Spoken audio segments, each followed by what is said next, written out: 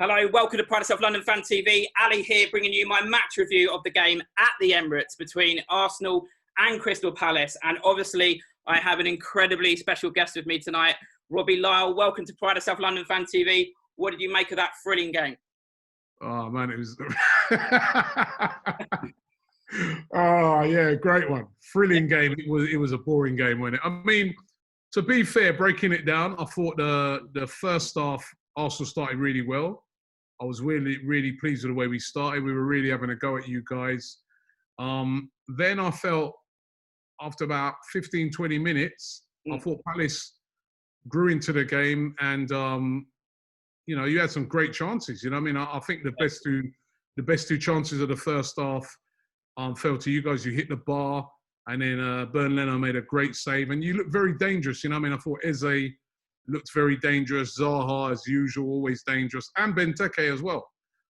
So I think, you know, the first half, you have to say, Palace were the better team in that first half. They had way more shots than us, you know, and were the team on top. It looked like we went in at half-time and Mikel Arteta obviously was not happy with those guys. I mean, he went at them. He was tackling him at one point. Yeah, I saw that. And then in the second half now, we came out a much better team and we really had a go and it was more Palace just kind of just almost like they decided that, you know what, a point's good here today and they were very deep and it was very, very difficult to break down. But I was very disappointed with our performance. I think Kieran Tierney not being in the starting lineup, he's been the guy recently that's been so devastating out wide. Today, out wide, we were terrible. Yeah. And that's why we couldn't break Palace down. Yeah, I mean, I messaged you before the game to say no Klein and Joel Ward is you know, a blow to us. But Ward, I thought, in the end, really, he really stood up. But I just felt like Aubameyang, he had 15 minutes where he was making me a bit nervous. But then just sort of disappeared. And the thing for me, Robbie, is having been to the Emirates before under Wenger, where we've just been disposed after 20 minutes of Wenger ball, is the lack of invention and imagination in your play tonight was so telling. I'm going to go, this is obviously, I'm used to being interviewed by you, so I'm just going to go straight for the jugular here. Are you Arteta in or Arteta out? No, I'm Arteta in. You know what I mean? I think that, you know, there are problems at the club with creativity, which is something that, like you just sort of brought up there, is something we're not used to. If anything, the weird thing about it is that I think we just kept 4 clean sheets in a row. So defensively this season, we've improved so much, even though we've had some poor results, but we don't concede loads of goals. You know what I mean? We are pretty mean in defence. But the problem is, it's almost like that's to the detriment of our free-flowing football that we've been really known for. And you saw it again tonight. You know, we're not creating enough. So you'll have a player like Aubameyang. He's not getting the balls in behind. You know, I mean, we're just not creating. We're not creating enough for our attacking players, and it's been like that all season. Yeah, and I think until Mikel Arteta gets the right personnel in to do that, you know, we're going to have more games like this.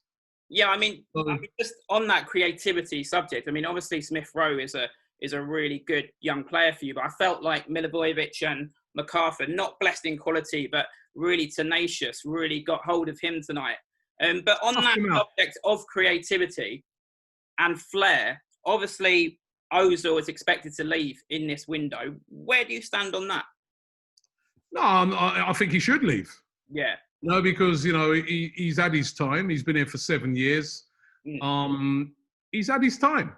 It's time to move on from Mesut Ozil. That's why I'm not in the Arteta out camp or anything like that, because it's a transition, a big transition at the moment. There's a lot of players that are leaving Arsenal at the end of this season where their contracts run out. There's a lot of dead wood there that needed to go. And so we need new blood. We need freshness. And, you know, Smith Rowe, he's done very well in the last few games. But, you know, you're always going to have a game where it hasn't really worked. It hasn't really happened for you. And that game was tonight. He's been playing really well. But this is where you still need a top quality creative player. and we are lacking that at the moment. Where there are other areas that we're lacking in as well, and they're not really going to get addressed yet. They're going to get addressed probably in the summer. But you're right, we don't create enough, and that's been our problem all season. We've got, in some areas we have some quality players. Yeah. But if you don't create nothing for Aubameyang, he's not the sort of guy who's going to pick the ball up and beat 5 players. You've got to he's a bit like a Jamie Vardy. You've got to create for those players, or they won't do nothing. I forgot Bellerin was playing at one point in the second half. He had a poor game. Yeah. Lacazette was quiet. I thought, listen, Palace done a job. It was very difficult to break down, low blocks. And when it's like that, I think you're dependent upon 2 things.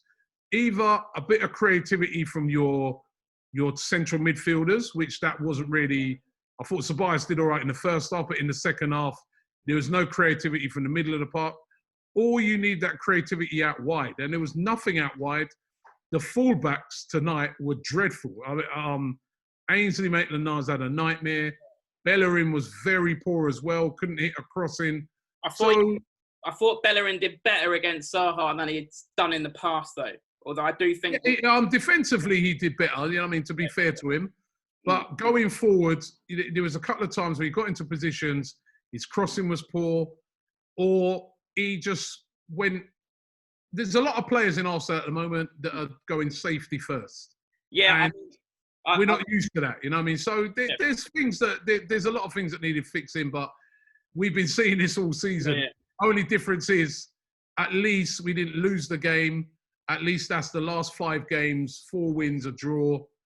We're going to have to take that. It's disappointing for us because we want to keep the run going. But it was a very, I think it was a very dogged Crystal Palace tonight, and it's very difficult to break them down. Yeah. I think we have to be, in a way, we could maybe have taken all 3, but we have to be happy with a point. And I think I absolutely agree with you. I think Arteta does need a bit of time to get his own players in. And on the Ozil thing, in the end of the day, Unai Emery didn't play Ozil. It's not just an Arteta thing, is it? And that boat's sailed now. I would like him to leave. I wish him all the best where he goes. He hasn't done anything wrong. He wanted to play. They didn't want him to play. They don't think he's good enough anymore. It's a subjective sport. I don't think he helps himself with that stuff on social media. And no, he doesn't. But then, you know what? He doesn't help himself with that. But then he could be worse with it as well. And that's why he needs to leave, because if he leaves, at least that's not a problem in the background no more. Yeah, I think for me, I just feel like he comes across unprofessional. I feel like Meghan Markle put more effort into being a full-time princess than he puts into being a full-time professional footballer. But I think you're right. He needs to draw a line, and that would be one thing that will help Arteta move on and build a new spirit. Back to the game, Robbie. Who was your man of the match from a Palace point of view? Because obviously I know you'll be chatting about Arsenal for hours tonight. Who stood out for Palace for you? I was very impressed with Eze. I'd say I'll probably give him the man of the match. He's very strong, very difficult to get. He reminded me a lot of Saka. Very similar in how they play. Good ball carrier. On players? Sorry? Stamping on players? But very good ball carrier. Very skillful player. And I thought today he had a very good game, and I thought, he looked like the real threat. He was very quiet in the second half. I think they got hold of him in the second half, and he was very quiet. But in the first half, he was very impressive. So it'd probably be him or one of the defenders. You know what I mean? Because defensively, he did very, very well, and in midfield, you nullified us. So all round, I think a lot of players had a really good game, but he probably stands out the most because of his creativity. Yeah, like I was saying to you last night on the preview he did, he's so natural on the ball, and the way he glides, almost the sort of player we've just been talking about that you're lacking. I'm surprised that more, because I remember seeing him play quite a few times for QPR, and I was impressed with him then. So I was surprised that more teams didn't, have a look at him, and I think Palace have got a gem. Yeah, I think the big clubs will come in, and I think, they might regret not coming in for him earlier and getting him cheaper, like you're saying. I can't let you go, Robbie, without asking the question that Palace fans will all want me to ask is, has DT forgiven that Palace fan for taking his hat? Yeah, he has, man. He has we always have a laugh about that. Yeah, you know what? He put out a really funny video the next day about that. It's hilarious. It was funny at the time. You know what I mean? So no. You know what?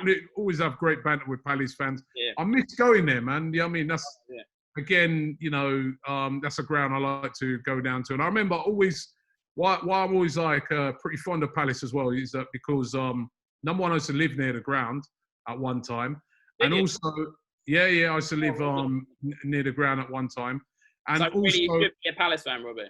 No, I'm not saying that. I should be. I said at one time. I didn't say I was born with Palace, right? And then also I remember when I did a walk for Prostate Cancer UK, and when I went to Palace, they really treated me well. They brought me inside the ground. Yeah. They really looked after me. So, you know, fair play to Palace, but I'm still gutted about tonight. We needed those 3 points to keep the momentum going. Yeah. But listen, I think a point was a very fair point. I think so. That's actually 3 draws in a row. We drew 2 last season as well. So yeah. I think, you know, last 5 games we played you now, I think it's about like 4 draws and you beat. We're finding you a very difficult team to play against. Yeah. Anyway, very even game, Robbie. Thanks very much for coming on. I probably don't need to advertise your channel. You're obviously massive. Arsenal Fan TV, obviously everywhere. But if you enjoyed the video, please subscribe to Pride of South London Fan TV. And as always, if you've got any comments, do you agree with Robbie's man of the match? He gave it to Eze. Let us know in the comments below. And I'll see you on Sunday for the review of the Man City game. Another tough one. Thank you and good night. Good work. Thanks. Thank you, Robbie.